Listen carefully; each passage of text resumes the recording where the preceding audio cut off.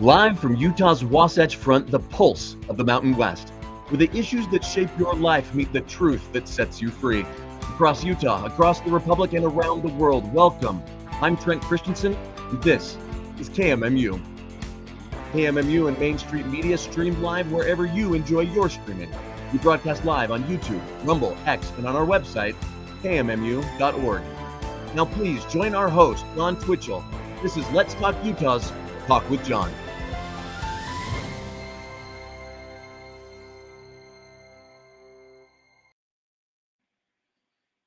Good afternoon and good early evening for a number of you folks. Now I'm going to see if I can get rid of the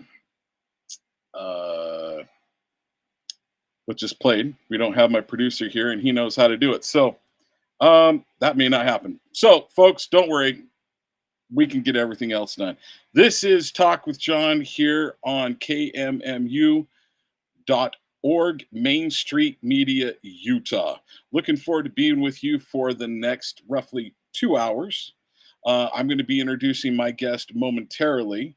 We've got a bunch to talk about. I had a number of topics, and then he added a bunch more. So I was like, I think we might have enough, maybe. And then he just completely blew it out of the water. Tons of topics to cover.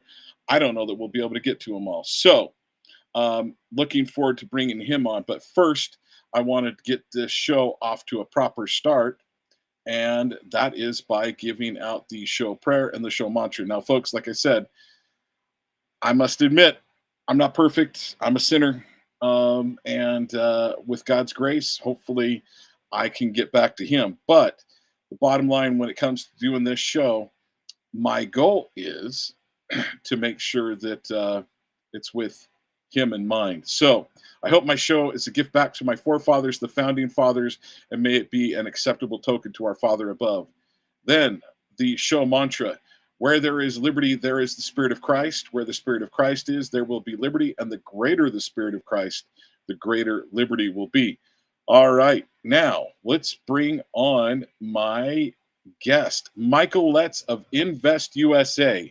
Looking forward to having you with us for the next 2 hours, my friend. I'm trying to I'm doing my darndest to get that off. But it just may not it looks good. It adds a little color to the background. It does. That third window over there. I want to get your just handsome face in there and make sure that it's the key. But you can shuffle the cards. You're getting pretty shuffled good, the John. cards, but guess what? It didn't give me the right one. Okay, so you talk and let's see what happens. Oh, I'm looking forward to it. It's always a privilege to be with you, John. We thank you for the opportunity, and quite frankly, you're just a great host, and we always enjoy it every time we get to share the truth with America. That's for sure. Well, unfortunately, I have not been able to figure out how to get that off. And boy, it'd be nice if Dwayne happens to be listening in. Dwayne, I've got a question for you on how to get rid of the let's see, what is it called? Our brand, our little window of Talk with Utah, but we'll deal with it. So let's move forward. Michael Letts is with investusa.org, as you can see down at the bottom of his screen down there. It says his name, Michael Letts of Invest USA. Michael Letts is the CEO, founder, and president of Invest USA. Invest USA is a nonprofit organization that has gotten out thousands of bulletproof vests. Now, I know it's over 5,000, and one of these days I'm 17,000. 17,000. I almost said 15,000. So 17,000 active shooter vests, bulletproof vests to law enforcement and first responders, and to, even if I remember correctly, to soldiers in the military, to make sure that those individuals come back home to their families. So Invest USA is investusa.org is a nonprofit, and folks, please go to their website, find out more about them. and see what you can do to support them. So, folks, this is Talk with John and Michael Letts. So, Michael, thank you so much for joining us. Appreciate you being here again. Oh, I'm always glad to be with you, John. I'm getting a kick. I think you're getting text messages saying if this is the best that it's ever been, they only have to hear me, they don't have to see me. So you might want to make this a pattern for in the future. No, no, no. But I am trying to get this. Well, let's put it this way: we're just going to get to it. We're not going to worry about the I technical agree. difficulties. Let's get to it. All right. So I want to start with the things that I reached out to you and said, "Hey, these are the topics that I want to cover that were on my mind." And you said that yes, they're all worth hitting. So I'm going to just list. I'm going to go through that list, and I'm going to go. Okay, where do you think we should start? Well, actually, I might drive the bus on this one. But You here go are ahead. the attack in Cincinnati of the couple by the mob. Ex post from Dan Bongino: "We cannot run a republic like this. If Trump can be impeached when he wasn't in office, can Obama be impeached?" Republicans are going home for summer break, but have not. I don't know the exact term. I think it's suspended the session or closed the session. Recess. Recess. So they have not gone to recess. So Trump can't do recess appointments. I'm Correct. going, what is going on here? That's not an oversight. Let's be clear. No. That's not an oversight. And Mike Johnson, you're not a good person. Well, they've done John You're Thune and bad. Mike Johnson did it together. And they're what they do is instead of having a recess appointment for the month of August through September, it's usually 6 weeks, sometimes it's longer. Instead of recessing, they're just they're just adjourning and reconvening. But every 2 or 3 days, one of them will come to one side of either Senate where we convene for a couple hours. Now, none of the senators are there. They have staff that one senator will show up, hit the gavel, call the reconvening into session, and then after an hour or two, they will adjourn, and they'll wait for another 2 days, and the House will do it.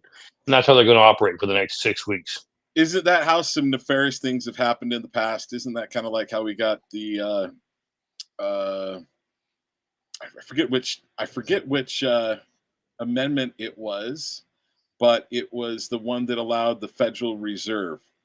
That Isn't is correct. That is exactly how isn't it it happened. something along those lines that's what Yep. happened? They were going to recess for over Christmas break, and because they didn't, they had enough. Just how many people they voiced did it, and then it was enacted. So yeah, I'm going. What in the world is going on? Okay, so Well, then a the couple key other on that one there, you'll go ahead, John. then a few more topics. Can we trust Pam Bondi still? Can we trust Tulsi Gabbard? And then the Manhattan shooting, which left 5 dead, including an off-duty cop. So I want to start with Dan Bongino, and I want to read his full X post if I can quickly pull that up. So I'm like, is this a cryptic statement? So when I first, how things sometimes come up on your phone and you see the first header of it, you might see the first several sentences. I was like, it was on Saturday that it popped up on my phone. I'm like, did he just step away? So so I saw like the first paragraph, not even probably all of the first paragraph, but when I saw this come across, I was like, and I was in the middle of doing some very important things that were with family and so forth. So I could not break away immediately. But as soon as I was able to, I took a look at this. But let's start with Dan Bongino. During my tenure here as a deputy director of the FBI, I've repeatedly relayed to you that things are happening that might not be immediately visible, but they are happening. So when I saw that during my tenure, I saw that come across as deputy director of the FBI. I have repeatedly relayed to you, and that's kind of like where it ended. And I was like, did he just step down? Okay, continuing. The director and I are committed. So obviously he's not, because it continues on with the next 2 paragraphs. The director and I are committed to stamping out public corruption and the political weaponization of both law enforcement and intelligence operations. It is a priority for us. But what I have learned in the course of our properly predicated and necessary investigations into these aforementioned matters has shocked me down to my core. We cannot run a republic like this. I'll never be the same after learning what I've learned. We are going to conduct these righteous and proper investigations by the book in accordance with the law. We are going to get the answers we all deserve. As with any investigation, I cannot predict where it will land, but I can promise you, as honest and dignified effort at truth, not my truth or your truth, but the truth. So I want to focus in on this part of it. I have learned in the course of my properly predicated necessary investigations into these aforementioned matters has shocked me down to my core. So, Dan, what has shocked you down to your core? And we cannot run a republic like this. What are those things? I think what you're seeing here is very clear. No, you know Dan for a while, and that is this: is that we have a very corrupt government. I just don't want to say the FBI. We have a very corrupt government. Period. We can go down the list. The executive branch within the White House. They have done over the years, depending on the administration, various things that have cost thousands of lives, of American lives, have destroyed economies, have killed thousands of people across the world.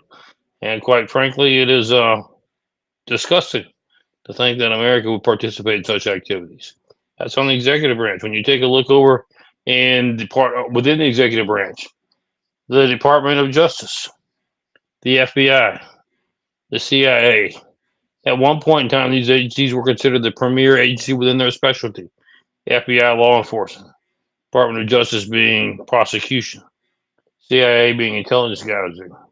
And what has become painfully aware is that people have hijacked those agencies, made them rogue, used them to funnel and do nefarious things that benefited themselves, or that benefited their power base, or that generated wealth and greed for themselves, and with no impunity for the citizens or the laws of the United States of America, and have done it. And here's what is shaken Dan so much. It's one thing for you to do it, and I don't know about it. Nobody else knows, and you just got away with it. It's another thing for you to do it, and everybody knows around you that you're doing it, and nobody's willing to do anything about it. They either look the other way, or they condone it, and they facilitate it. And why do they facilitate it? As you begin to deep further, the reason I facilitated yours, John, is because actually I've probably done things that are worse. And so the onion just begins to get peeled back further and further, and you realize just how bad off America has gotten. And quite frankly, John, I don't think there's but a handful of Americans across this country that realize just how bad and corrupt we have gotten as a nation. Okay. So I'm going to say, Michael, for instance, I'm going to say in how bad is the corruption, for instance? Oh, well, let's just use what we're current. We're not even going to go back that far. We don't have to. Let's take one agency at a time. You've got the CIA, all right? Premier Intelligence Agency. What are we discovering? Well, look at the Epstein files. We know for a fact that Jeffrey was an asset to the CIA, asset to Mossad, asset to MI6 and others. I'm going to hit the timeout button on that one. That's what I believe. I don't have access to the same information that you do, and Pam Bongino does, and Kash Patel and Pam Bondi and President Trump, but they're informing us that there is nothing to see there along those lines, or at least that's my understanding of what they were saying. So, your understanding, you don't know how to work politics, John. You're not listening. You're not listening the right way. Notice what their verbiage is.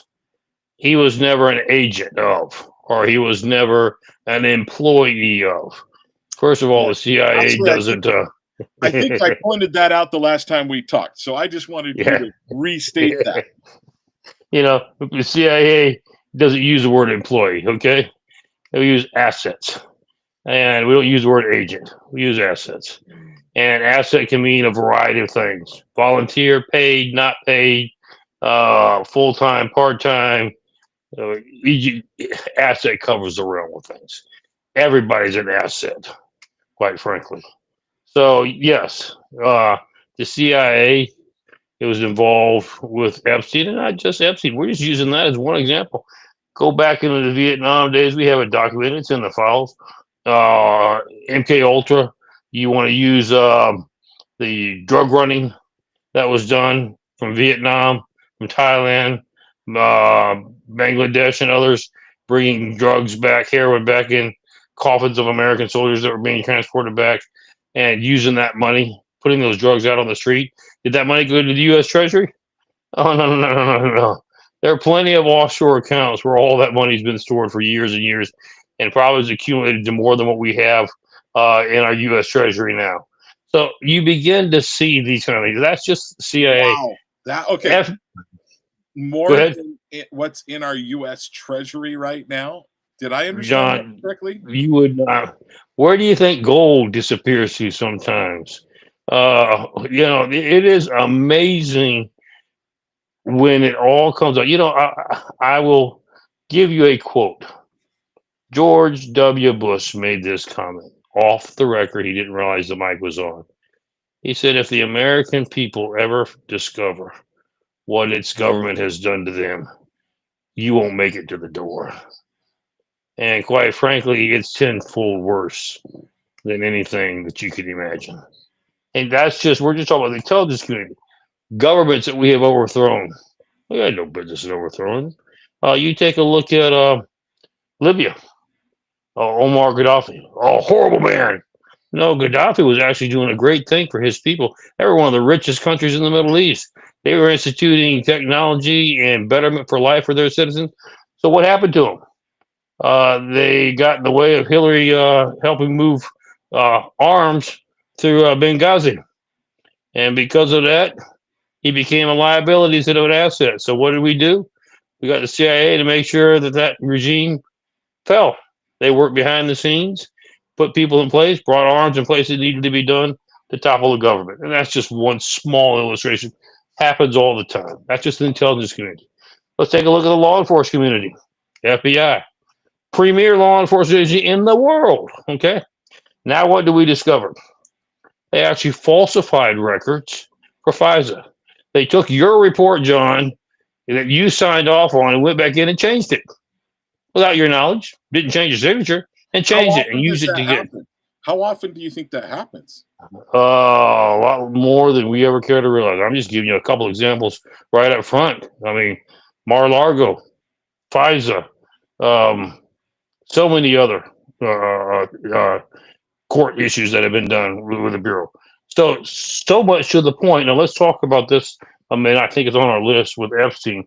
Somebody asked me, so what's going on with Epstein? One day you want to release the files, the next day you don't. I mean, can y'all not make up your mind? Here's the problem with the Epstein files. They were in sole possession of the Bureau and the Biden administration for over 4 years. And We're Obama talking about before that. And Obama before that. and Obama before, and we just gave illustrations where these agencies have falsified records. So what makes you think the records are accurate? You say, nah, not possible. Well, follow the analogy for a minute, John. So what can we do about that? Oh, I tell you what, there's something they didn't think that we knew. There was sworn testimony given to the grand jury. Do you remember, by Epstein and others? It's called sealed testimony. That means it's sealed. That means it can't be tampered with unless the seal is broken. So what did the president decide to do? All right, before we release the files, because we have got insider information that those files may not be accurate, they may have been tampered with to reflect other parties, remove some, add others. So before we do that, why don't we uh, unseal the grand jury files first.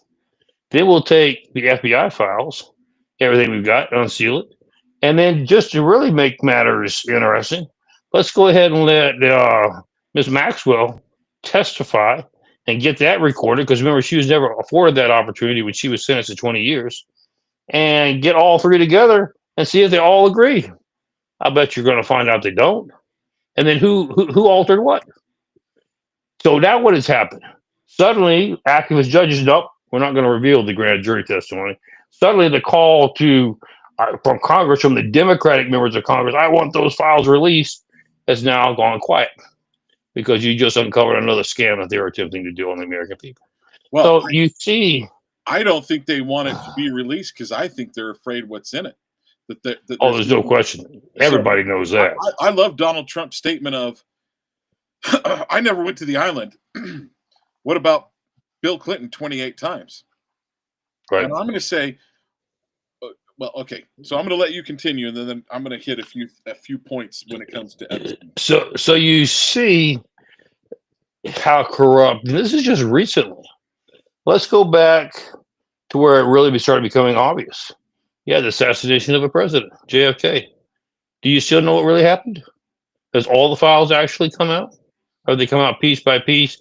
If you know where to look, you may be able to figure it out. But according to Ben Shapiro, that seems to be the case. Yeah. Well, Ben hadn't been in politics long enough, didn't look like. You know, Martin Luther King file, RFK. We can go back. How many of these files have never been released? Do you even know what happened with Donald Trump on July the 19th of last year? We still don't know. So you begin to understand that if there's any confidence in this or in government, correct. If there's any confidence in this government, why a bunch of people were blinded temporarily on stage, I believe it was in Arizona. That is correct. I'm assuming that was either an attempt to blind Donald Trump or that was an attempt to kill Donald Trump that didn't happen. I think that there were. I'm betting there are multiple attempts on Donald Trump or close to assassination attempts that we have no idea about. There are files. You don't think there's only been 2 assassination attempts on the president, do you? There are files. Never seen the light of day. So the point being is, do you understand now that you see the underbelly of our government, how bad it really has gotten? We're just talking about the exterior. I'm just picking away at the surface. We haven't really dug into all the information that nobody else knows about. So you can see that this is we have allowed it to become a very corrupt nation and a country. And here's the problem, John. We've either allowed it or we've helped support it. Both, probably. And the people that we've allowed it to happen to have benefited tremendously by it. How have they benefited? They're in extremely powerful positions. They have extreme wealth. You know, it's hard to crack a nut that's got those 2 combinations. And so when the American people say, well, you said you were going to be transparent, I expect all the files to be open by tomorrow. I don't care who you are. You can't deliver on that promise overnight. May never be able to deliver on that promise, but we're certainly trying. Okay, there's a couple points that I want to hit when it comes to Epstein, and we may come back on this. We probably need to get to some other stuff because we're 25 minutes into the show. So, but Epstein, to me, Epstein is, what would be the proper term? He's not the symptom, but he's what you see. He's the symptom you see. He's the symptom that you know, and he's the symptom that's revealing itself. And that's why I think Epstein, and that's why I think so much of the American public is stuck on Epstein. Okay, we see that. Oh, I forget I think it's Jimmy Savile that was close to the British royals. That was Prince Charles' really good friend that died. That comes to find out was a huge time pedophile. Correct. And has ties to other people. Now, I don't know if Epstein and he were ever connected directly to be together, but they were having the same people over for the same type of parties, right? No question. So I look at Jeffrey Epstein and I go, Bill Clinton's there 28 times. Epstein has cameras in every room, and everybody knows about it. I have why do you have it? So we get people like Ben Shapiro. Well, I want the hard, fast evidence. Okay, bottom line is I'm old enough. I've been around in the block a few times. It's kind of like when my child comes up to me and they just have that guilty look, and they've been in the kitchen, and I know that we just had cookies, and you And know, they got chocolate smeared everywhere. no, I'm saying no, they were really good. There's no crumbs, there's no smear, nothing. But they just got that guilty look on their face. And I go, have you been in the cookies? You know, it's the same type of thing with Epstein. Listen, everybody's instincts are yelling something's rotten in Denmark. I guarantee you something's rotten in Denmark on this one. Correct. So when you have cameras in every room, why would you have cameras in every room? I go to a hotel, I don't have cameras in every room. In fact, I was in over the last couple of weeks, last couple of months, I've been at an Airbnb and I've been in a hotel. And there's not cameras in every room. There's cameras that kind of get you in. There might be a camera in the hallway, but there's not cameras in the specific rooms, right? Correct. So I'm going, something doesn't add up. Something doesn't make sense. And then I'm going to come back to something you told me about several years ago when the Epstein case was broken. Then here's the thing when it comes to Epstein. You have a number of people go, well, let's just say that it was true. Why is it important? Why should we shouldn't focus on it. It's not world changing. You know, we're trying to stop World War III. And Trump says that. Donald Trump, here's the reason why. Because people that have been good Christians most of their life and frankly read the Bible and read scriptures on a very regular basis know that nations fall because of the sins of the people in the nation. And the Epstein sins that are happening that we believe are of the most grotesque. And guess what? Correct. You want the grace of God to hold you up, President Trump. You want the grace of God to protect you. You make sure those things come out and you make sure those truths come out and you allow the nation to admit we have, and then on top of that, we have over 400 missing children that have come across the borders that have been apparently sex trafficked. We need to 400,000. admit these things are happening. We need to bring the criminals to justice as much as we possibly can. We may not be able to bring them all to justice, but we need to say it's happening. We admit that it's happening, and there are reasons why maybe we can't give all the information, and then let the chips fall where they may. Oh, there's no question, but there's a couple of things I want to make sure that our listeners understand. And this has not been said before on your show. This is going to be a first for you as well. There is the information that is now coming forth out of DNI from Tulsi's office about the insurrection, and that's what it was that Obama helped orchestrate while Trump was running, and then after he was elected to keep him out of office. Two things are happening so that you understand the story. There were two investigations that were open. A Russian election interference story, okay? And quite frankly, I don't think there's any country in the world that didn't try to somehow influence the American elections. It's not even worth talking about because they don't have the ability to get anything done there.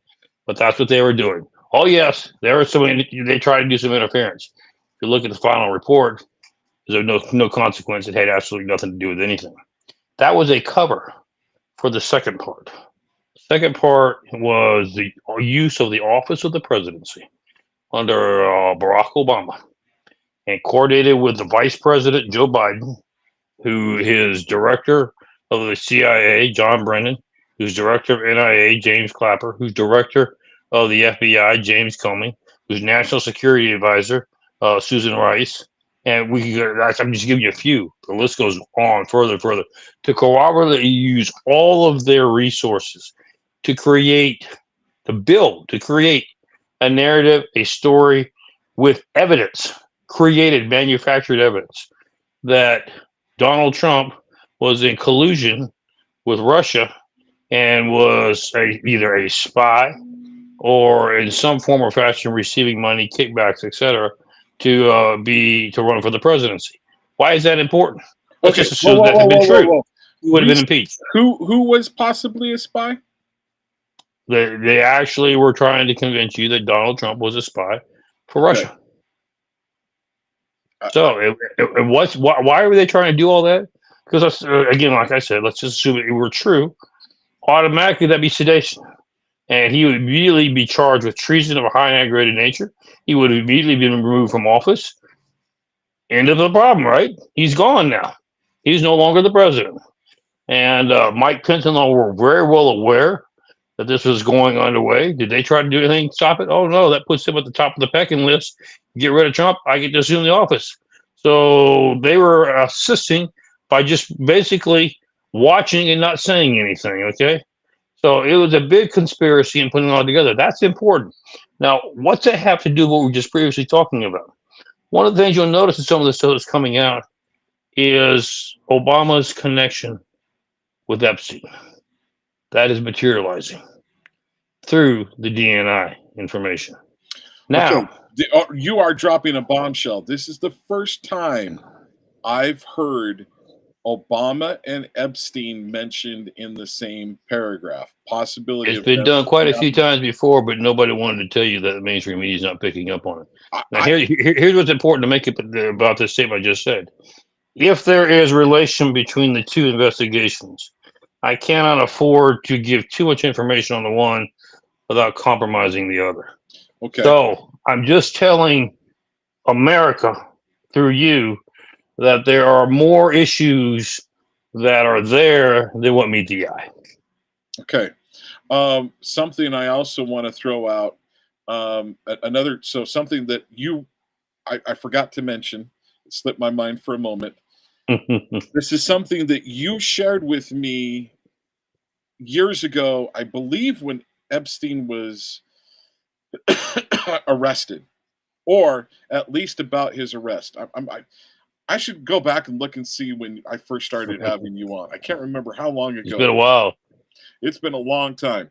But if I remember correctly, you said in his safes that he had in, I believe, multiple locations, it may have been one specific one. I don't know if it was in Florida. I don't know. New York. Okay, so it was in New York.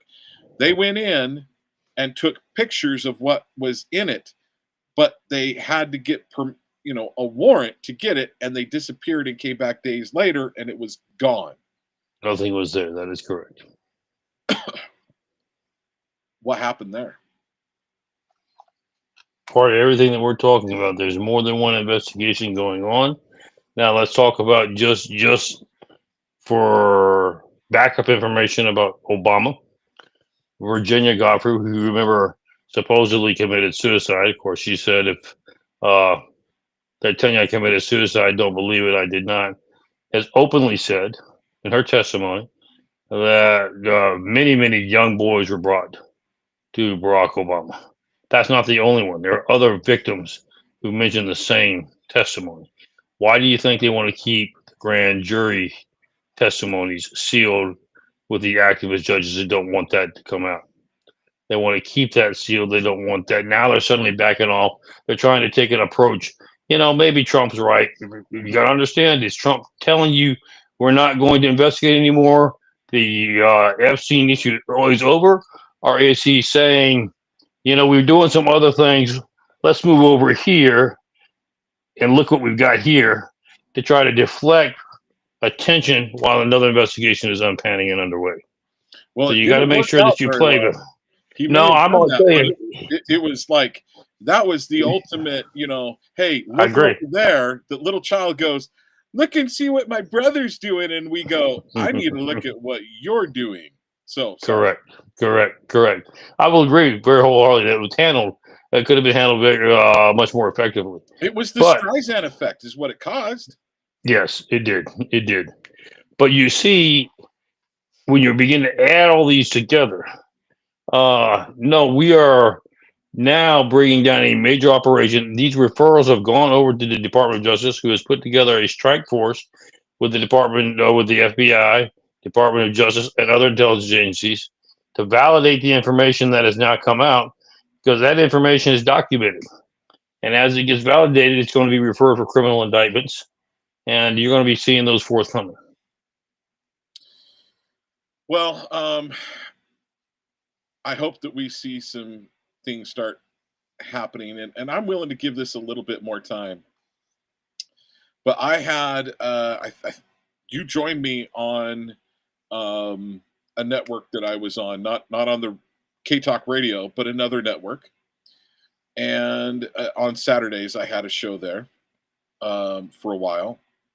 And one of the hosts reached out to me and said, "Trump's involved in this, and you can't convince me otherwise." He goes, I believe Trump's was actually involved in the whole situation with Epstein. And that's the problem that I think that Donald Trump created for himself when he said, "Go look over there." You have people that in general might be a little forgiving of Trump, might be a little bit of understanding, and frankly wanting to see Trump succeed, that are now starting to not believe him. And I would agree.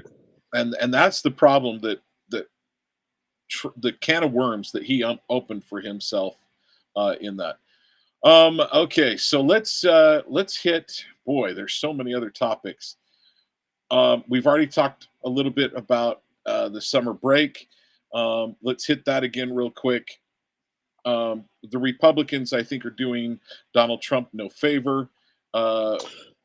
Well, people need to understand what is the purpose, what is their objective, and why is this an issue, period. Besides the fact that you and I would love to have a job that we can take 6 weeks every other 6 weeks and not have to go to work and still get paid fully for it. But that having been said, facetiously on the side, here's the problem: is the president has over 200 appointments, both judicially and still huge number of vacancies within the governmental organization that are political appointees. That he's got nominations prepared for these slots, but they have to be confirmed by the Senate. And quite frankly, when they're going on recess, that just delayed it for another 6 months. Now, here's what typically happens in the past. Typically, what happens is this is why this provision has been given to the presidency. When Congress goes into recess, he can do recess appointments. Right. And go ahead and put you in, because it's not his fault you're not there to approve his people, and the positions need to be filled. So he does recess appointments. But by doing it the way they're doing it, they're not recessing, they're adjourning, which means that they come back every couple of days and reconvene for an hour or so. And when I say they come back, the whole body, remember, you have to have a quorum to conduct business. You have to have 50 plus one of whatever the number is, 430. You have to have at least 50% of 435 congressmen, or at least 50% of 100 senators to conduct business. And what they're doing is they're only bringing one or two back, opening up the session, swapping a couple stories. Let's go grab us some lunch. Coming back, okay, we're going to go ahead and adjourn. And then we'll come back and do it again 4 or 5 days from now. We're going to do that throughout the 6-week period of time, so that you cannot have a recess. It's technically not a recess. It's an adjournment, and no recess appointments can be made. Now, explain to me, when we have control of the House and the Senate, why would you want to block your president from making appointments, especially the judiciary? You know how hard it is? You know how successful they have been at blocking some of our initiatives because of activist judges? Why would you not want to be removing these judges and placing them with conservative judges, and doing your best to make sure those appointments are filled? I'm going to give my answer. Mike Johnson and Speaker of the House, John Thune, excuse me, the Senate Majority Leader. I think you want to destroy what Donald Trump is doing. I think you don't support him. You may say it with your words, but your actions speak much more loudly and clearly than what your words are saying. I think, John, here's the interesting thing, what I've been noticing in our conversations here today, is you're learning politics real quick. And here's what I mean by that. That's already not a good thing, but here's what I mean by that is They say, "Oh no, I support the president." What they mean is there are some things that they can all agree upon. Those are the things they support as long as they think it benefits them. They do not support his blanket agenda. That's where the rub lies, is quite frankly, they try to tell you, I'm a Republican, I support the president. But what they're really saying is there are a few things that benefit me, the president and I agree upon, I support those. Those that don't benefit me, I'm not going to say it publicly, but I don't support them. I'm going to do everything I can to block them. And that's the truth of the matter. Absolutely. Okay, let's hit some of just some of the machination with the police that we have in the nation. Actually, I take that back. Before we move on, I do want to hit Pam Bondi. So one thing that Dan Bongino didn't mention is nothing about Pam Bondi in that X post that he did. He didn't mention her, and he didn't mention Tulsi Gabbard. Now, Tulsi Gabbard, maybe he wouldn't mention, but Pam Bondi, it's not his direct report, but it's his direct report's direct report. So almost there's a part of me that he was on some level throwing her under the bus without verbally doing so, I would say. So can we trust Pam Bondi, and can we trust Tulsi Gabbard? Two different issues here.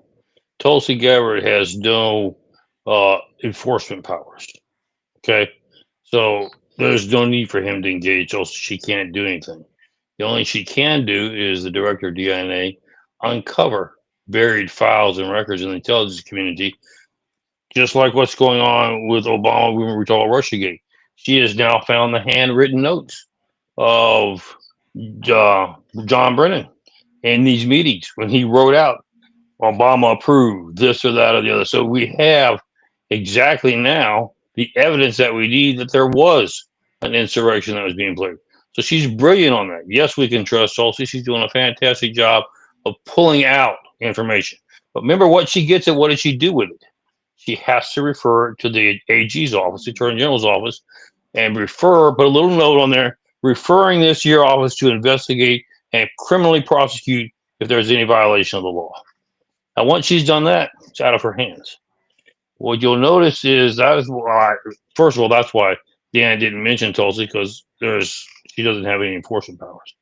Second of all, why didn't he mention Pam? Well, this is not the first time that she's gotten criminal referrals. The House Oversight Committee has given criminal referrals on January 6th, you remember, to the Attorney General. What has been the response? I mean, let's just call it like it is, John. The response from the Attorney General Bondi has been great stuff. It looks like there's some criminality here. We're going to pursue this with all due diligence. And then when do you hear from it again? Nothing. And I think Dan's position is that, look, if you believe what you said, and you think there is some real evidence here, then you're going to spend a minute or two to actively pursue it, and you're either going to come back and say, you know what, those were forgeries. Those notes don't mean anything. There's nothing there. Or you're going to say, you know what, there's some criminality here. I'm referring it to a grand jury. But when you don't hear anything other than we're going to go after it, and then you don't hear anything for a while, it causes one to get frustrated. What are you doing? When it comes to Pam Bondi, where's phase 2? That's the question that's on her shoulders right now. And what my advice and counsel is, America will only tolerate, can only be impatient for so long. And after that, you lose their confidence. And, when I heard Pam Bondi mentioned, I was like, I was not impressed at the very beginning. I was like, I wish we had Matt Gaetz, because I don't think this crap would be flying. But when it comes to Pam Bondi, wasn't she? Where was she? What did she do on maybe not a national level, but a state level that gave her the kind of the juice to get this position? Was she some type of attorney for some type of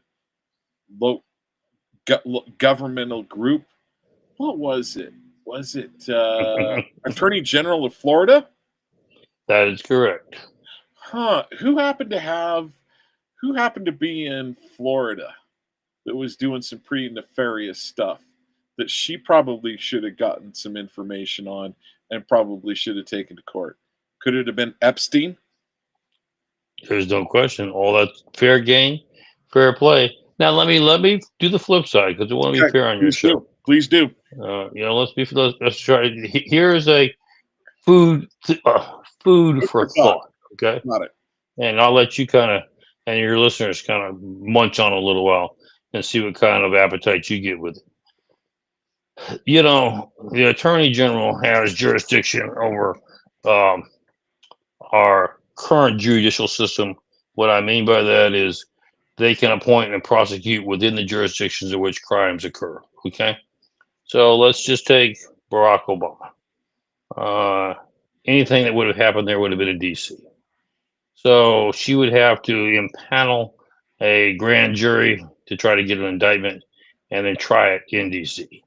Now, you know how many people in D.C. are Democrats, right? Yeah.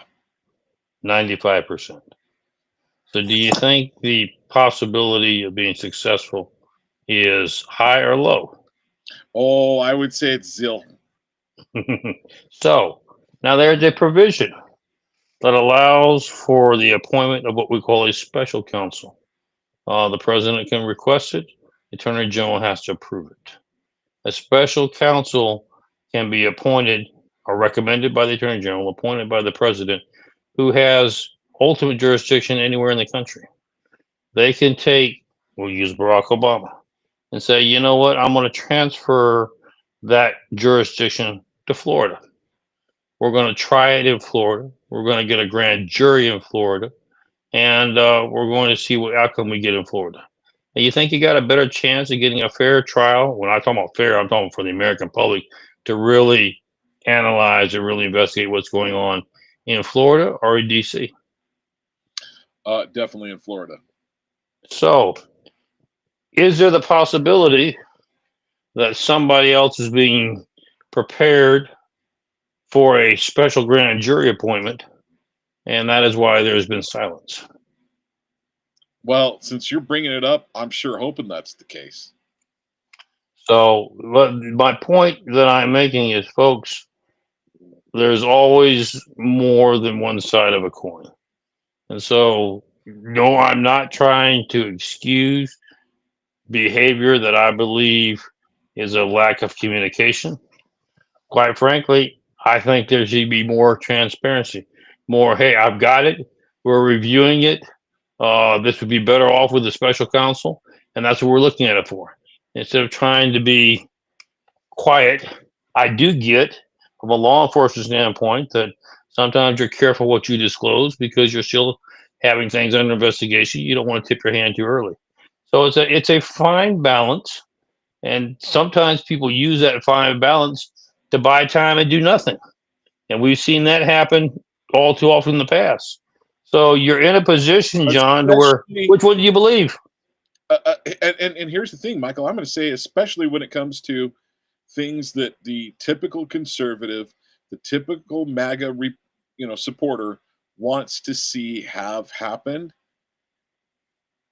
I would say that is exactly what we've seen over time. Is It is. whenever it's the DOJ going after the school boards, parents that are going in and seeing the school board. Yeah, it happens right away. They come after us. The J6ers get, taken to court. Everything bad happens to them. When it's the other side, we feel like it's crickets. And you have probable cause for doing so. Just what you said. It's interesting how the Democrats operate. Can you really do that? I don't know. We're going to do it anyway. Just follow where they may. Republicans, can you really do that? Well, we're going to look at it twice, a third time, a fourth time. We're going to sit on it for a little while and see if anything changes after a year to see if circumstances change. That's the way they operate. That's why the Democrats were so effective at getting things done, and we're not. Because it's lawfare. They can if it's wrong, hey, you get the J6ers have to go to jail until they can have an appeal. and it's just more money being eaten up, and those guys don't have any money to fight. That's the problem. Okay. And it's the message. It's there. What are they sending? They're sending a message that we're willing to take chances. We're going to go after you. So if you know what's good for you, just keep your mouth shut and leave us alone. We're going to do our own thing. Otherwise, we're going to come after you. And it works, John. Oh, I know it works a ton. I know it works a ton. Sadly, but it works. Yes. Okay. I want to try. There's 3 topics that are somewhat related, or at least in the same general vicinity, right? Shall we say? So I want to cover the attack, and I'm going to let you kind of figure out what order you want to have, what you want to do it. The explosion kills 3 LA sheriff deputies. Manhattan shooting, which left 5 dead, including an off-duty cop, and then attack in Cincinnati of the couple by the mob. Well, the first 2 tie in. The third one we'll talk about is a small tie-in, but the first 2 especially tie in to what we've just been talking about. Where do we stand with our trust in government and our transparency and what's really being happening? What are we really being told? Let's take a look at what happened in LA. It's at a historical all-time low. Trust in government is at a historical all-time low. So let's take a look at what happened in LA. You had what we are being told was a training exercise that went awry, and an explosion occurred at the training facility, which was a live grenade, live ordnance that went off and killed 3 deputies. Now that's the official version. What are the facts? Facts of the matter are this. First of all, in training operations, we don't use live ammo. We don't even store it in the same facility. Okay. So you explain to me. Second of all, we have sworn testimony that there were 2 grenades. Where's the second one at? The third thing is we need to understand, how did that live ordnance get there? And how did the pin get pulled, and how did it go off? Nobody's assuming responsibility for that. So the question then becomes, because we have such terrorist cells across the country, was there any terrorism, domestic terrorism involved with this? Or did they really mess up that bad? I can tell you this. When you're talking about an ordnance training facility, you're talking about SWAT. Those are not your dumbest boys. Those are highly trained. They don't usually make mistakes like what we're talking about. So now the fact that there's been no information given, questions have been raised. I know I've raised some of them myself. Where's all the evidence first? Where's the second grenade, or where's the components of the second grenade? Because we have the evidence that there were 2 there. No response. How did the live ordnances get there? Because it's not where they're stored. No response. So you begin to see people are beginning to question. So is this just a tragic accident, or was there something more? And because you remember, you have groups, especially in LA, Antifa and others, who are trying to send a message of targeting law enforcement, targeting ICE, and definitely don't like or have any respect for law enforcement. So because of those very circumstances, it's certainly within reason, John, to ask these questions.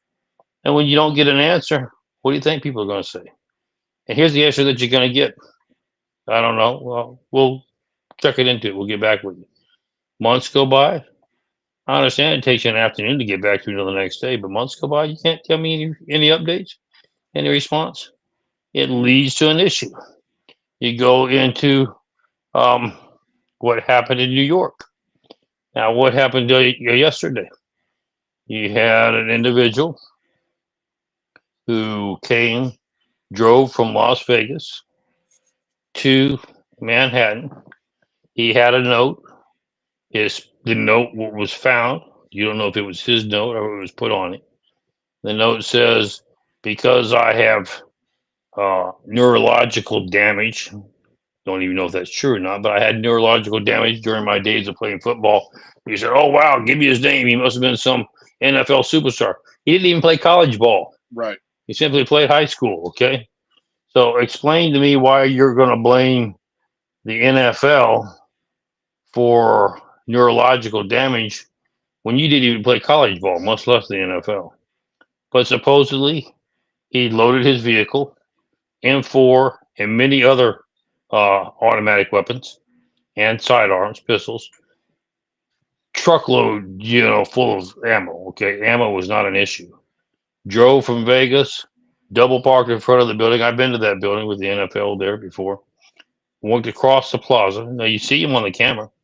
Okay, those cameras are rigged in to the front desk to where your security is supposed to be. You had an off-duty New York police officer and a security guard, both armed. And quite frankly, they should have seen. Here you see a guy coming across the plaza swinging a M4. Pretty obvious. Everybody else could see it. They were all panicking and they were all running. And he walks in and begins to spray the place down. Of course, kills the guard and the off-duty police officer. Why did they not throw the emergency switch, lock the doors down automatically? They didn't have to run over there in the old days, take a key, try to figure out the hole, and try to turn the lock. So shake your head, you can't come in. They could have locked down the facility, and then assumed defensive positions to hold out until SWAT team got there. That's a valid question. But I'm supposing something was their attention was diverted in other places, would be my guess. And who knows if it was they were talking about the last football player they saw walk in, the last attractive female they saw walk in, or the Clash Royale or whatever game or solitaire that they happen to be playing on their phone. Kind of makes me wonder if it was one of those type of situations. Well, here's some more things for you to think about. We now know that he was not alone. He had associates. Now, let me be careful how we say this. We're not saying those associates knew the plan and helped plan the attack, but those associates did provide the parts and help put together the firearms, okay, and help build them. Could be totally coincidental. Could not. Those, by the way, those parts are not cheap. Let me just put that out there. And then the third thing that you'll see is we notice that we're going to talk about the Walmart issue in a minute, but there's been a spike and an increase in violent incidences that appear to be tied into what we're calling domestic terrorism. Let's define that real quickly for our listeners. Domestic terrorism, we know we have over 120 sleeper cells in this country. The vast majority of them are tied to Islamic jihadists, okay? And they're funded. The Islamic jihadists are not just people that are illegal immigrants. Many of them are, but they're not just illegal immigrants from, say, Iran or Syria or someplace like that. They start their terrorist cells that way. Then they go into educational institutions, colleges, universities, high schools, and preach their vision of history of America. America is a horrible place for bad people. We should all be eliminated, et cetera, et cetera, et cetera. And they get young people who are vulnerable and believe that begin to hate America. And they begin to act on their anger. If you notice, John, what do you see on TikTok and YouTube now? The vast majority of the videos being uploaded are fights. You've got people, what happened in Cincinnati? Okay, you had a white couple that were just stroll through downtown Cincinnati and were assaulted by thugs. They were black thugs. I'm just going to tell it like it is. Okay. We've come to find out they weren't the only ones. There were a couple others that were assaulted as well. What happened with that assault? What was the purpose of it? They were all running in with their cell phones, their cameras, to see who could get the best angle, the best shot, and the first one to get it uploaded to TikTok to get the credit for it. So you're seeing that we are having a culture of violence because there's no accountability. Now back on the issue that we're talking about with what happened in New York. So he comes in, shoots up in the lobby, drops 3, okay, gets on the wrong elevator. In New York, those big, tall buildings, one elevator doesn't go to all 130 floors. You got a bank that go to the first 50. He got on the wrong one, so he couldn't get off to go to the NFL's headquarters, is the 5th through the 8th floors. He had to go, and he got off on the 132nd floor, where the management company that owned the building resided under Blackwell, and killed one of their employees and then killed himself. But so here's the point, John. Why would he go blame the NFL? Why were assailants? Why were there different associates? What is the connection with Islamic jihadists? What is connection with some of the terrorist cells? These are questions we're still analyzing. But what did the mainstream media attempt to immediately do? He's a nutty white guy that's got mental problems. I'm not saying he didn't have mental problems, but he's a nutty white guy, got mental problems. No story here. Let's move on to the next. And And was he a white guy? no, he was, he is from Thailand. You say, oh, well, that he's not a Middle Eastern. There are more Islamic jihadists in Thailand, Bangladesh, et cetera, than there probably are in the Middle East. Okay.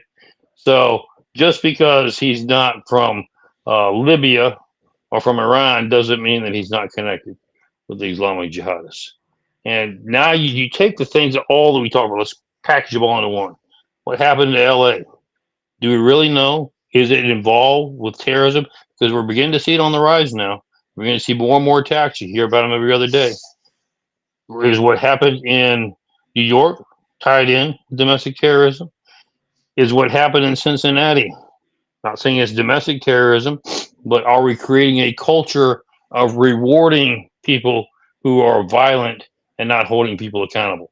I tell people this all the time. If things were to pan out the way they want them to with the Trump administration, and we were to restore law and order, if we don't do something to fix the next generation, we're going to be back at square one in 10 years or less. So what good did it do? We have a real problem in this country, John, with our educational system. We've talked about it on your show before. Right now in our public educational school system, there are no values, there are no principles.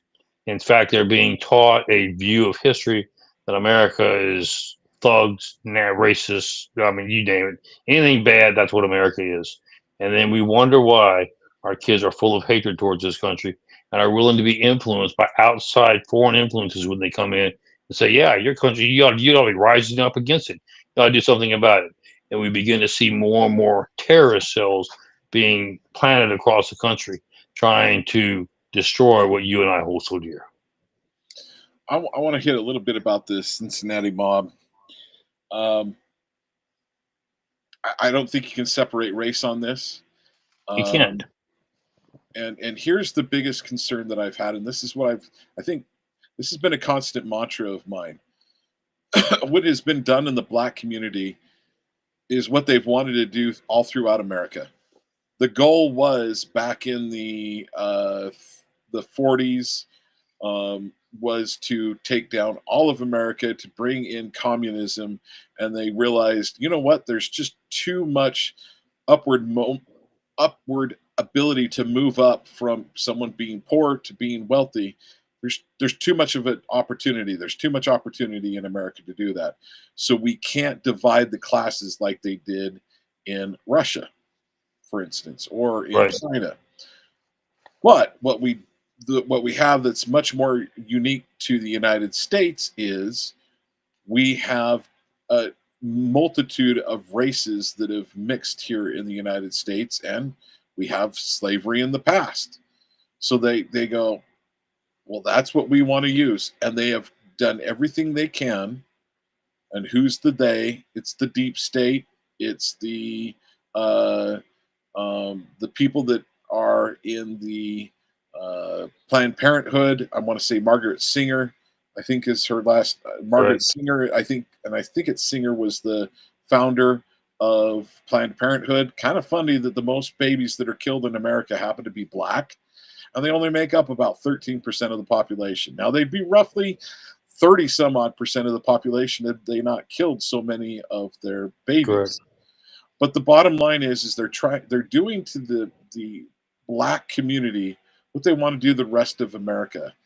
And so so the average white, we're starting to see white Americans go, I'm not too happy about this. So something that I just became aware of in the Ozarks, there is a community that's being formed. They're not saying that they're anti-racist, but they're just saying we want to keep our white culture.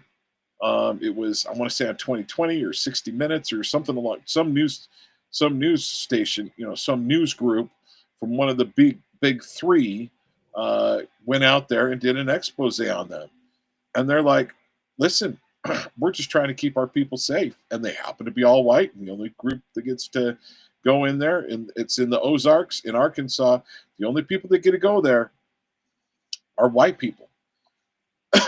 I'm not a fan of that. I'm not for that. I have within my own family people of different races who I love very much. My nephew, my favorite nephew, happens to not be a full-blooded white person, and that is my favorite nephew, and it's everybody's favorite nephew and everybody's favorite cousin. And the bottom line is, what I'm afraid of, though, is we are going to have people that will separate themselves, and we're going to start having a race. I am concerned about a race war. I wasn't concerned about that about 3 or 4 years ago. Back in 2012, they're working on it. Back when Obama came into office, man, I thought the race relations were better than they've ever been. And Obama started to destroy them, and they're continuing to go downhill. I do not think it's on Donald Trump. I think it's on the left. But and so, John, why you haven't talked to thing? You said you want to talk about the mob instance. The bottom line is thuggery, especially black people right now, feel they have the right to attack other races, and it's not just whites. There's the knockout games that have happened with blacks attacking Asians, and doing knockout games with old, people in their 60s and 70s, and to women. And the fact that and it's acceptable. It's acceptable even to do it within your own racial group or your extended racial group, to have 70 people, not 70 people, but 7-8 people attack one. Just was recently shown. So it's the first time I've seen it in I don't know how long, where I've seen a group of white people attack a black person. It happened in I'm not sure where it was, but it was in a biker bar. The guy didn't want to pay his tab. Now, he was kind of being a little, hey, I don't have to pay my tab. I don't want to pay my tab. And the biker gang took a back in their own hands, right? Yeah, and they took it into their own hands. But the problem is, it was recorded, and the bottom line is hey, this is not what we want to see. I'm not opposed to people getting in fights one-on-one, and when the person goes down to the ground, maybe a last punch to let them, hey, okay. But once they're down on the ground, you've thrown one more punch. They hit the ground, get one more punch in, and just like in the UFC, hey, get that last punch in, ref, you need to back off. They're down. Hey, I submit, I give up, or if they're knocked out. But what happened in what's happening in, you see these skull fights where like some autistic kid will get a beat down and they just stomp him even when he's on the ground. And what was so disturbing with me with this mob, so what was disturbing with me in the biker gang situation where it was one black guy, several bikers. Now, bottom line is this happens in biker, this is historical within biker gangs. You don't go in their place. And if you do go in their place, you're on your best behavior, because even if you're on your best behavior, you're likely to get a beat down from everyone. But and so had that been a white guy that done that, I think he still would have gotten the beat down. Let me be clear. But maybe he wouldn't. Maybe it wouldn't have happened. Maybe it wouldn't have been that big of a beat down. I don't know. But what did happen is when the guy was out, when the guy was totally out. Speaking of in Cincinnati, they continued to stomp on him, and it was women jumping in and stomping on him. Yes, that's correct. And I think one of the key things, John, here is where's the accountability? Here's what should be happening in those situations. All those TikTok videos, YouTube videos that are being played, law enforcement should be reviewing them using video identification, ID identification, and pursuing and arresting and charging them. And actually, they should be serving time for having done so. That's the only way we're going to break this cycle. And I think some of those probably it should go as high as maybe some of them should probably have some type of attempted murder. I mean, when you're Yes, of stomping course, on someone after they're out cold, and they went so it went after the husband, then the wife was like, "Please leave my husband alone," and she got stomped, and you see her out cold. correct. I go, the people that are stomping on him afterwards, and the women need to be held accountable. But it's in Cincinnati, and they're black, and I personally, I don't think one person's going to be held accountable for that. Well, here's where we're at with this. I'm glad you brought it up. There are 4 suspects down that are going to be moved in on. You say, what does that mean? Because of what you said, because of the solid blue position of Cincinnati, it's, what you call one of the immigration, the safe cities. You're correct. They think they're entitled to do it now. But this administration has sent a message that if you won't enforce the law, the feds will. And so, quite frankly, you're not going to see them get away with it this time. The feds are going to step in if we have to. We've already identified 4 of the suspects, and we'll identify the rest of them. Because the only way we're going to bring this thing back to a civil solution is people are going to have to be held accountable for their action. We have created an entitlement society. We have created a society where everybody is angry over something. We encourage that. We glorify it with these YouTube. And quite frankly, you may disagree with me on this one, John, but I'm not so sure that YouTube or TikTok or Rumble, whoever it is, doesn't need to have some responsibility in promoting these kind of videos for allowing them to be played. For people to have a desire to get their 15 seconds of fame. Let me get my camera rolling first so that I get credit for having filmed it. They need to be held Definitely, accountable. I think that there are. I may be able to go there with you, and not on top of that. Even if you're an innocent bystander, when I'm hearing the recordings, they're like, "Ooh, oh, wow, ooh, this is Yeah. us." It's the ooh and the wows that's like supportive, and they're recording. I think they should be taken to court as well, as opposed to, "Hey, I'm recording this, and I intend on even if be silent. You don't want to get taken out, that's fine. Be silent and record it, but don't be supporting it, and especially or say, hey, I'm recording this. And I'm going to give this to the police when they come." And that's really where we need to be, John, is look, I'm going to dial 911 first, and I want to make sure the cops are on the way. And then I'm going to record what's going on so that they can have a video of everybody here that's going to be present.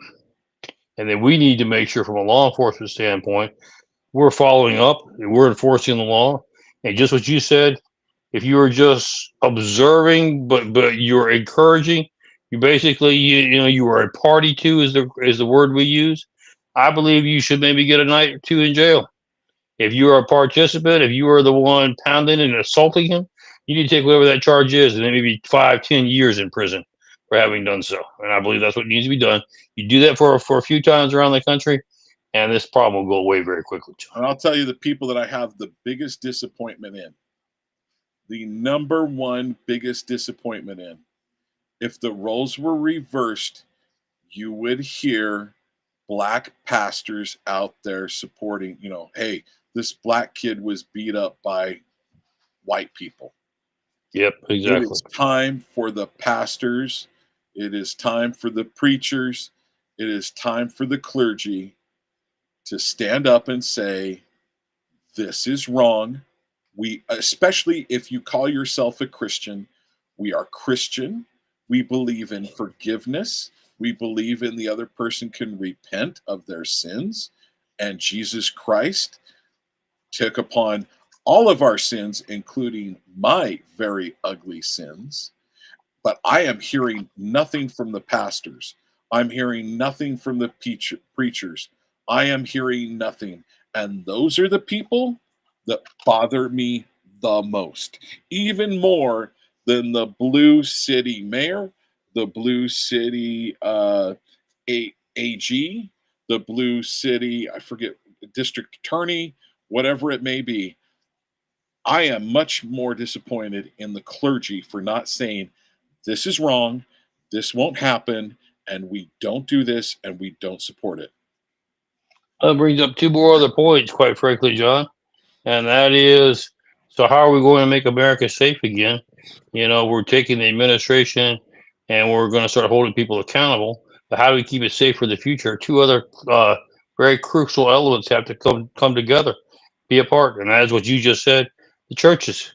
First of all, the churches have to start bringing moral leadership back. And John Quincy Adams said that America can never be a free country unless it's a moral country. Our Constitution was built on people having values and principles. And so it's time that the churches get active and take their role back and start preaching the truth once again. You're not a social club. You're supposed to be the moral compass for this country. Why don't you take your job seriously and start doing what you're supposed to be doing? And then second of all, it's time that we look at our educational system. What do you expect to get for the next generation when you remove values and principles from our educational system, from kindergarten all the way to our schools of higher learning, higher education? And it's time that we take that back. This is not, the government doesn't own those kids. They're your kids. You decide what their values and principles should be as their parents. You help educate and bring that about. We should never allow a school or a government to take that away from us. So we're going to have to redo our educational system. What have we done within the past? We've turned it over to unions. National Teachers Association, National Educators Union. They're not interested in your values and principles for our kids. They're interested in the garbage that they want to present of the distorted history of America. They want to bring destruction to this country. They want to And it's time. socialize. They want to tell our children that men can be women and women can be men. And you look at what you just said, John. I mean, it's almost you know it's hard to get your head around is what I'm trying to say. But you look at our young people now. And I wonder why they're so angry and confused. They don't even know if they're a guy or a girl. They have no purpose in life. They have no direction. They're being told they live in a country that's the worst country in the world. It sucks. Of course, yeah, let them go live in Somalia or let If them it go look sucks, yeah. some other place. And, Well, see Rashida, how much it sucks then, yeah, our Minnesota. Oh, what's her name from Minnesota? That's the Lamar. Lamar. Why don't you go back to Somalia if the United States is so bad? Go back to Somalia, where your family happens to be slavers, sell slaves. You have a That's history of exactly it right. in your family just very recently. Don't you dare say anything about the people here in the United States when you aren't willing to say it about your own self. No question. No question. But you see, the point I'm driving, John, is this. If we're going to, we have three key elements that we need to concentrate on in this country. Besides, the economy is doing much better. I'm so thankful for what Trump has brought to the table, helping us get out of debt, obviously, because we'd have been bankrupt, et cetera. There's a lot of things that need to be done. But first and foremost, the corruption runs so deep that we have to drain the swamp and we have to clean the swamp and restore justice and law and order. And it has to be equal justice for all. That can never have a two-tier justice system. That's why the Epstein file is so important. That's why these other things are so important. That's why pinning and finding out what really happened with Russiagate, finding out who abused our judicial system, because it's not just the executive branch. Don't you think that when the Obama used all the resources of the U.S. government to go after and to put together Russiagate, somebody had to pay for it? Who's in charge of the budget, John? It's the legislative branch. Don't you know there were key members of Congress? You knew exactly what was going on. They participated as well. It is time, and this is where America is becoming more and more frustrated. It's time that we quit hiding and giving people um, solace by not telling the truth. It's time we go after those who have abused our laws, those who have abused our people. They be held accountable, and then we have to change our educational system so that we teach our young people the truth, and so that this doesn't ever happen again. Well, there is one thing that has come to my mind that I want to talk to you about. I need to go back to kind of the beginning of the show. So, Um, let's put it this way: we need. I really think we need pastors to drive this more than any other group. Our schools are atheist. Are we They are. surprised that we have more atheism? We allowed the 10 commandments to be taken out of school, and we allowed the prayer and the Bible to be taken out of the school. Are we surprised with the results? I'm not surprised at all. But what I am surprised with, and this is why I'm beating this drum, why I am more upset with the preachers, the pastors, bishops, whatever. If you are head of a congregation, the number one thing you need to make sure is, listen, we need to forgive everybody of one another's sins, especially when it comes to racial sins. And it is not acceptable to be one of those idiots. We don't accept that. And you know what? You don't want to come to my church? Fine. I'll have a church of one, because I'm oh, pastors, you have it much worse than the education does, because you've accepted, pastors and preachers and so forth and ministers, you've accepted the mantle of God. You've Correct. accepted that. You said, I am here to be a mouthpiece for the man upstairs. And if you don't do that, oh my gosh, you want to know who's going to burn? You want to know who said, I knew you not?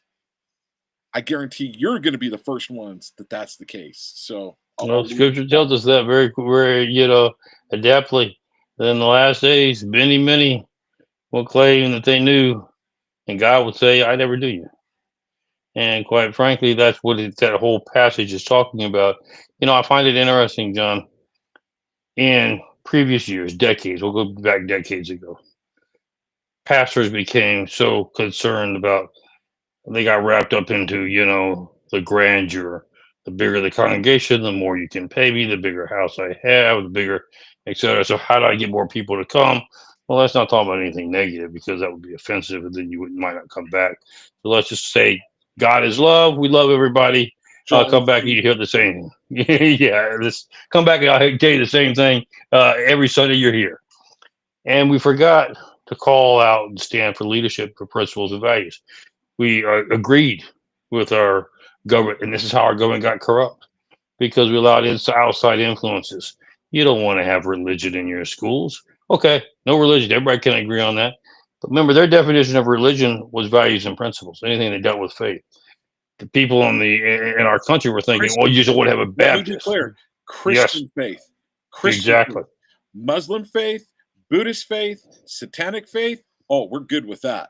We're good with Yeah, that. and quite frankly, well, just on a little side note, what you're talking about, I've seen videotape now, John, where in our public schools they're teaching them how to have the call to prayer, Islamic, you know, in schools. You talking about an offensive thing to Christians is my son, my daughter has to learn about the call to prayer, uh, you know, and this is from the same religion, the Quran, that says if you don't believe and adapt their viewpoint, which is Sharia law, which is, Allah, Muhammad is his prophet. If you don't believe that, you're an infidel and worthy of death. And they're trying to say you should be a slave or a dead slave, one of the two, if you're not a Muslim. That has no business in this country. People get upset with me when I say this across the air, but before you get too mad at me, John, our country, up until the last 20 years, it was the law of the land. No Muslim could participate or be elected to public office. That wasn't me just saying that now. That was the law of the land for over 100 and some odd years in this country. Why was that? Because after we were first established, what do you think the first few countries that tried to attack us overseas and influence were Muslim countries? Some of our first wars were with Muslims. And Barbary so, tyrants. so that is why it was adopted that way. That's not hyperbole. That's not a conspiracy. That's the facts. And quite frankly, it is what is going on with the Muslim religion right now. Is here's where I get frustrated. Is you have people that are running for mayor in New York, Minneapolis, the mayor in L.A., communists. Okay, Their ideology is communism. They espouse Let's that. definitely hit Minnesota and New York mayor. That was a topic that we wanted to hit. We definitely want to talk about that. Their ideology is communism. Now, what's the problem with that? We currently have. Remember, I said it used to be in this country you couldn't hold office. That was only changed a few years back, and guess who changed it? Schumer, Pelosi. They did on a late night vote when there was about a third of Congress present, and they passed it in the appropriations bill to change that law, so that you could now it's off the books. You know, you could be a Muslim and be in public office. That was just recently changed. But what has not changed? It is still illegal in this country to propagate and to promote communism. And if you do so, you are subject to being having your American citizenship revoked and being removed from this country for communism. Most people don't realize that's on the books today. So you have these uh, candidates running in these for Minneapolis, for New York, whose ideology is profoundly communism. They take no bones about it. They actually are very proud of it. You say, well, why are we not calling them out? Because they're hiding behind their religious ideology, and that is they're Muslims. If you dare say And the anything negative, mainstream media is loving them. oh yes, and if you dare say anything against them, John Sonny, you're Islamophobic, and you don't dare say anything negative. And so we're going to allow them to campaign on a communist ideology. Of course, they don't tell the Americans that. They just promise everything's free. You get a free house, you get a free car, you get free transportation, free food. They don't tell you that is what communism is all about. You don't own anything. The government gives it to you. And remember, if they give it to you, they can decide when to not give it to you. They can decide when to cut it off. That's communism. And So they they're can going to decide when campaign to on that. If you criticize that, that's a bad thing. You're saying that because I'm a Muslim. And immediately the media back off. We're not going to deal in that issue. You don't have to defend that position anymore. You're using your religion to be able to promote your ideology. John, if we don't call it out now, we're all going to be in regret down the road. We'll be in a very, very big world of hurt. Very big world of hurt. Okay. So I want to get to Ghislaine Maxwell. I want to get your thoughts there.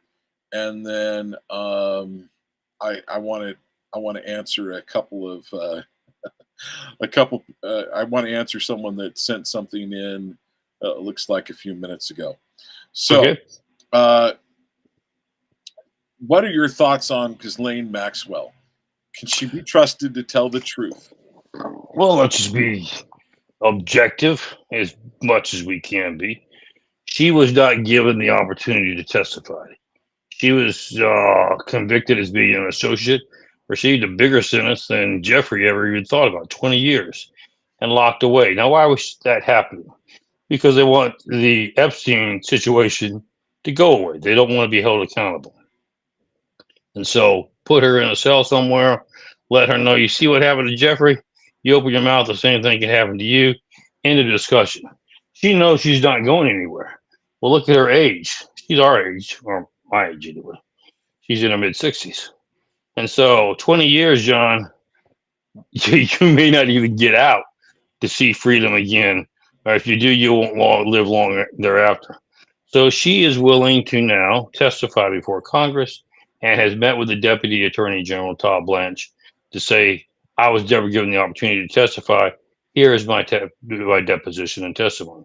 Now, from what we understand from Todd, it's not been revealed everything yet, but the insiders know that she's released hundreds of names of people who are either pedophiles or victims. What should happen in this situation, John? First of all, we should go take the information that is now being given and contact each one of the victims, because only a victim can corroborate whether the stories are true or not. Because you ask the question, do we believe it or not? Well, there's one key easy way to find out. Tell me that we're not saying these are all the victims. Just tell me all the ones you know. Tell me who you know they associated with. Let me go talk to the victims themselves and see if they corroborate. Then we go from there. Remember, we've got all these videos, and quite frankly, they're saying we don't. You and I both know we do. We've got pictures. There's cameras in every room. And let's begin to find out dates, locations, and see if we can corroborate patterns where people are there at the same time the victims are saying they're there. Then we build the case and we move forward to prosecution. Now, that having been said, what are the downsides of this? Well, she's not stupid, okay? She knows this is her one chance at getting something done with her very difficult situation. So, do you think she's going to ask for consideration for having agreed to provide information? Of course, you and I would do the same thing. Is it going to be given to her? Well, you got to be careful because it is kind of like, the only reason why she said that is because she was getting a deal. So, the point should be this. In very simplistic terms, this is law enforcement 101, okay? You tell me what you know. Let me go verify it. Let me talk to the people who you say were there or who did this or who the victims said. Let me get corroborating evidence. Let me compile. You told me 50 things. 48 of them were true.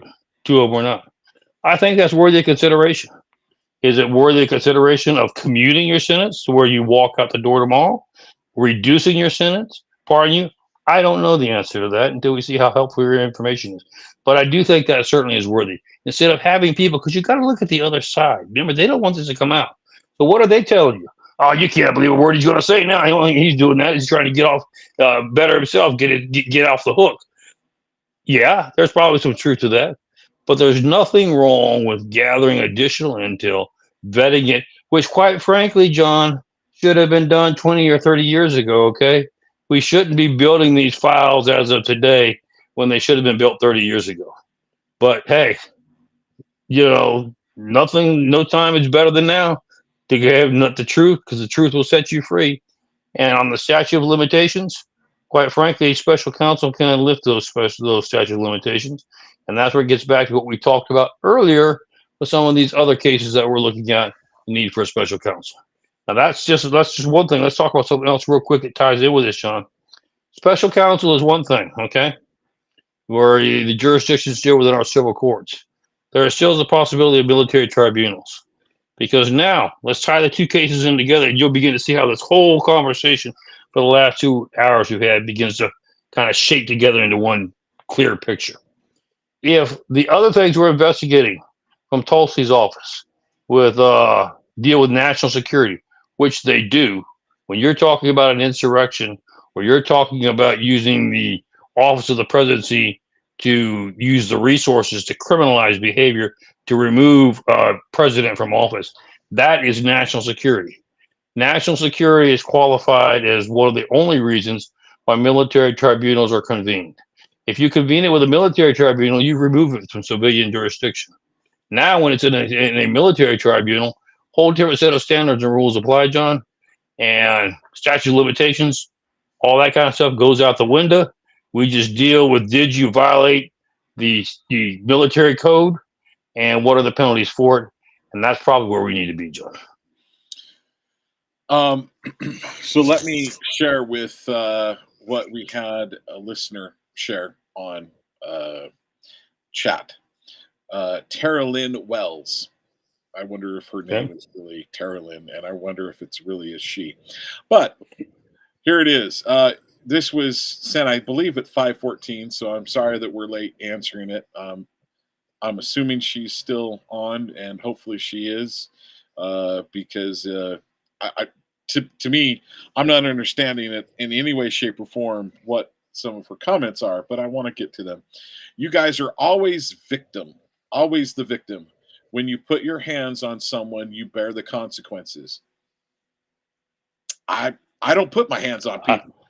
Well, I'm going to take her role for a minute. So she's saying that if a law enforcement officer puts his hand on a person, we become the victim because we are enforcing the law and defending ourselves. I'm not sure what the question is. Yeah, so I wish she was a little more specific. And I'm trying to remember what exactly we were talking about 15 minutes ago. But she says, I see why the Most High has rendered his judgment on America. There's no accountability, no repentance. I agree with that. Yeah, but Tara Lynn, my question is I think there's much more accountability on the Christian conservative side than there is on any other side. I would Uh, agree. The only thing I would disagree with Chair about is, yes, that is ultimately what will occur when God says He's had enough of an unrepentant spirit and the corruption. He will just destroy the earth and create it anew. But until we get to that point, we are commanded to be salt and to be light in a world of darkness. And that's what we're attempting to do based on what she said earlier. We're trying to hold people accountable for their actions. So that is the main goal and objective. So, I mean, I'm assuming she's supportive of what we're doing, but I might be totally misinterpreting what she's saying. well, the only thing that I kind of wonder if she's like tongue in cheek on this, because her first comment is, "You guys are always the victim." I think she's speaking of that to us. So, Carolyn, feel free to comment more. Willing to listen to willing to read what you have to say. I'd be interested in what you mean by it. But I'm going to say at least, hey, we're I'm doing everything I can to be transparent and to share this. So, um, anything else you want to talk about on that? Because we've got some other topics we still have not had. Let me kind of close this up with one particular issue. We're talking about Epstein files, et cetera, et cetera. I want everybody to clearly understand this. I think, John, I speak to you. I think you agree with me. We want accountability. We want transparency. I recognize, because I've got inside information, that, sometimes things take longer. Sometimes things have to be diverted because other investigations are underway, et cetera. But at the same time, I'm certainly not going to criticize people who are frustrated that, you know, I just need to see some answers, some accountability. I understand that. I share that frustration. We're trying to do everything we can to get it to happen. Somebody asked me the question, well, what if you're wrong? What if it never happens? It doesn't mean I'm not going to continue to try. Right. Absolutely. We've got to do everything we can to bring the light of justice, and I understand that it takes time. I really do. I realize that sometimes it takes time, and sometimes I have to be patient. And and I think had Donald Trump and others said, "We're getting this out as fast as we can," I accept. I'm even willing to say, "Hey, we're still working through information. We dare not share it all until we have everything properly vetted." I think people would be willing to give a little time on that. I agree with you, quite frankly, John. I think the way that should have been handled is just total honesty and transparency. Look, here's where we're at. These are the files we can share with you. These are the ones we think may have been altered, so we're not going to give you something that may or may not be accurate right now till we get it vetted. This is some of the strategy that we're doing. There's some other things, by the way, that we can't tell you that we're going to be doing. We hope you'll understand. I think American people would have felt much better. Yeah. DHS slams judge for releasing trans illegal migrant. Um, Biden DOJ accuses of targeting Christian parents. Obama administration manufactured Russian collusion narrative. That's something we've been talking about for forever. Right. Um, and then a couple of other things. Supreme Court clears the path to dismantle Department of Education. Uh, Biden's chief of staff approved preemptive pardons. Um, so let's just hit any one of those that you want to get on. Well, I'll grab the last one. We'll work our way backwards. You're going to have to remind me because I'll probably forget. Let's talk about the auto pin, the preemptive pardons, which I believe you're going to begin to see now because talking about the thing with Tulsi and other things, people have said, well, all these people have been pardoned. So why are you pursuing it? Here's the position that I believe you're going to find out is the evidence shows that there's been criminality done. So I'm expecting and I'm pushing for that we convene a special counsel, that we get it into a jurisdiction where we can get reasonable people to look at the evidence and if they concur to issue indictments. And then I expect after the indictments, I expect you'll see a big fight in the court system. You can't indict me because I've been pardoned. Well, the pardon was an auto pen. The auto pen was not done in compliance with what the law is, and that'll have to be uh, figured out in court. And then if the courts rule that the pardons stand, well, then we've all got our answer. a lot of people will not be given justice. But I believe that, quite frankly, the courts will rule that the fact that those pardons were given illegally on an auto pen, they did not meet the conditions necessary, and they will be revoked, and then we can move forward to trials. Did he even know about all of these? No. We already know that for a fact. Here's the only one that lays in question, and here's what's interesting: is the only one that lays in question is Hunter Biden's, because he actually supposedly signed Hunter Biden's personally. But interestingly enough, a federal judge, because Hunter Biden has taken a position, you can't even be looking, because remember, right now they're turning over tapes that remember they said that were not his, the computer was not his. Now that they've admitted it, they're looking and doing investigative work. And so Hunter Biden asked a judge to block that because I've been pardoned. And a judge came back and said, you can't be pardoned for things you haven't been charged for. So it's already blocked that pardon. Now, that's one federal judge. You know it's going to go up the ladder.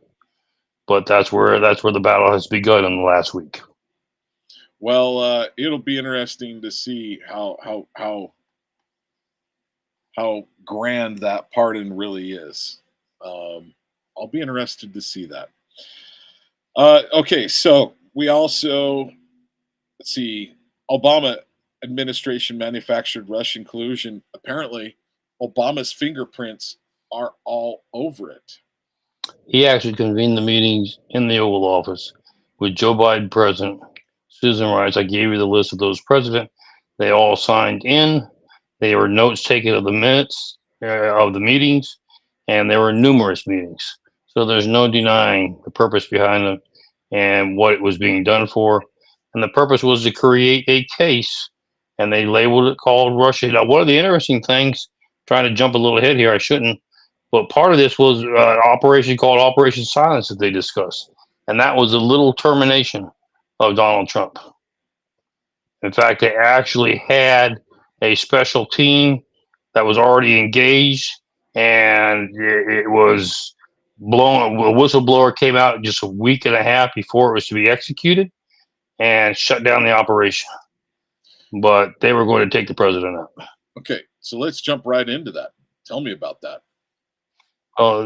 Part of the Russian Gate was a subsection called Operation Silence, and where it was actually determined, and this is all in the notes. This is why you're not hearing a word from mainstream media. Let me deal with that real quickly. Why are you not hearing a word? Because mainstream media participated. They have culpability. They have liability. So let's say you were mainstream media. Would you be saying anything about it to put yourself in a worse legal position? You'd be running like a scald dog, as if you didn't know anything about it. That's why, folks, you're going to hear it here and no other place. But quite frankly, the part of it, they had made the determination, and this is in the notes, that it was of better interest to national security to remove the threat to democracy of Donald Trump than it was to allow him to serve. And that was a predicate upon which they moved forward with putting together the operation and the plans for Operation Silence, which was to eliminate the threat. That is spooky. That is very spooky. All right. You say, "Oh, this is nothing but conjecture." No, it's written, and it actually followed through on the plan. They had that plan completed. They actually were in the implementation stage when a whistleblower came forth and divulged it, and it blew their cover, and they had to scrap it. DHS slams judge for releasing trans illegal migrant. Why am I laughing so hard? This is what I get a kick out every time, John. You got to give some of our illegal immigrants credit for at least having half a brain. And what do I mean by that? They come up with a new angle. I'm a woman.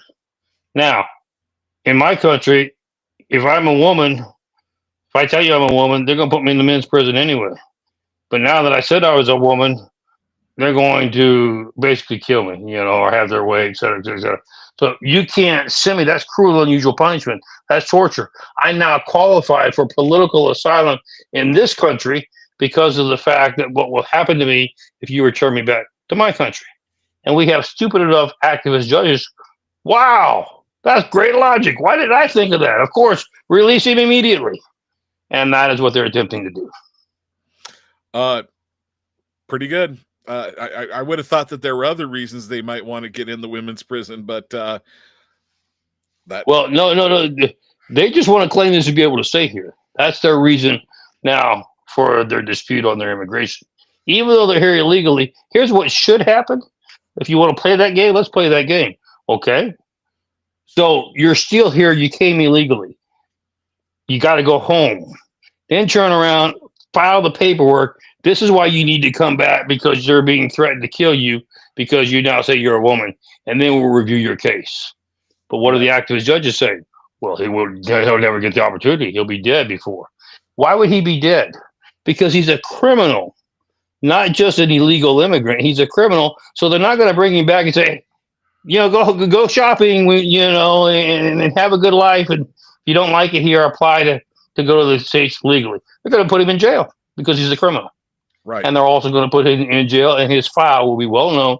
Trust me, there are no secrets in prison.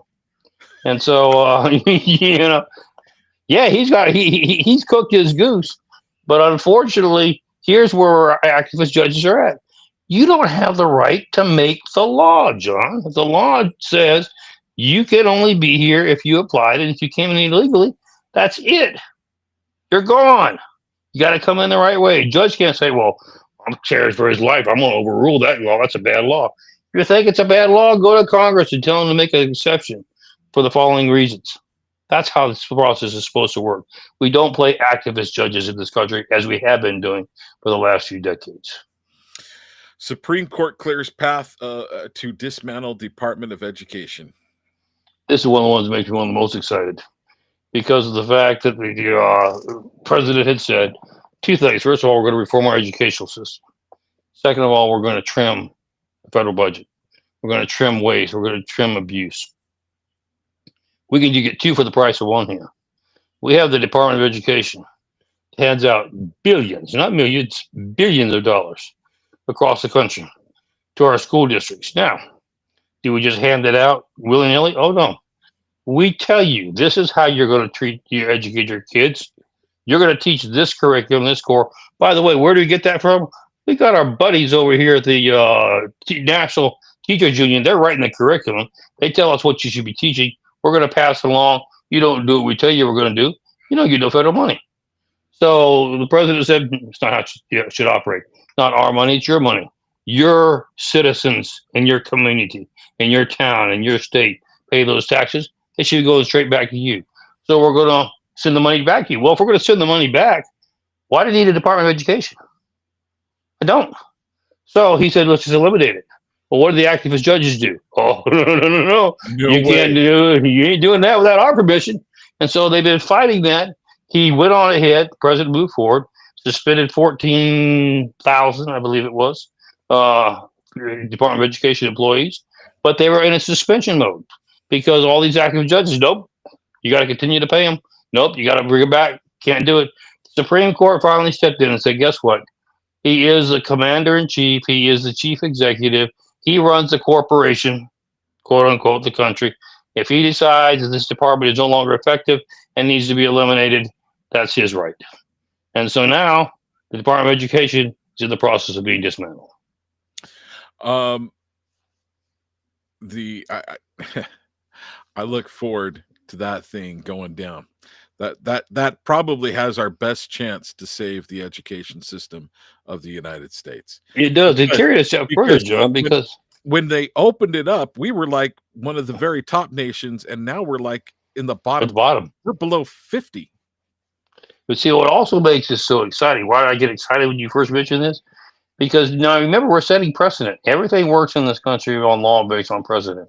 So if you can eliminate the Department of Education because it does not serve the purpose of the American people, how many other departments, how many other NGOs do we have out there that are a total waste of dollars that do absolutely nothing for the American people that we can go after next? We might be able to turn this country around, John. That sure would be nice. Let's see. I think the last one here, and then there on a personal note, I want to give a personal mention about one of our listeners who's had a rough thing. I don't want to go into detail, but I'd like you to, I'd like him to know that he's been in my thoughts. Judge Hannah Dungan case proceeds for aiding undocumented immigrant. This is the judge of Wisconsin. Boy, did she ever get a shock, because she assumed arrogantly, I'm a judge, and what I do in my courtroom is my business, nobody else's.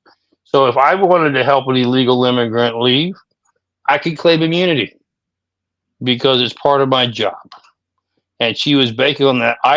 You're going to be giving me an apology and a big fat check for having arrested you. Remember, she was arrested outside of a courtroom. Well, a federal judge, she figured that those are my buddies, right? They're going to automatically agree with me. I said, nope, you don't have the right to create law, only the right to interpret.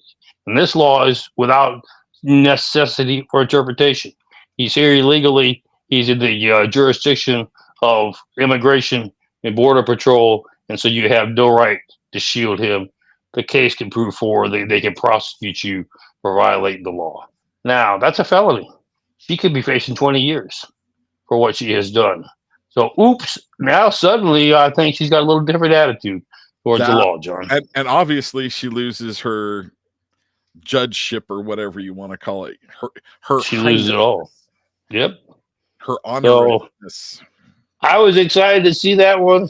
Again, as we kind of bring this issue to a close, folks, there is more going on than we could spend a whole week 24/7 discussing. But bear in mind, we are attempting to do what is the right thing and restore freedom and liberty to this country once again. But it can only be done if we're a moral country. And so we have to do our part. And I'm encouraging everyone to remember, first and foremost, we all are Americans. And second of all, the only reason that this country has survived by the grace of God is we have had values and principles in the past, and it's time we return to them. We can all work together and create a better and a more prosperous future for our children and our grandchildren, or we can allow this country to be destroyed to go the way of the Roman Empire. Please join the fight. America needs you now more than ever. Amen. Amen, brother.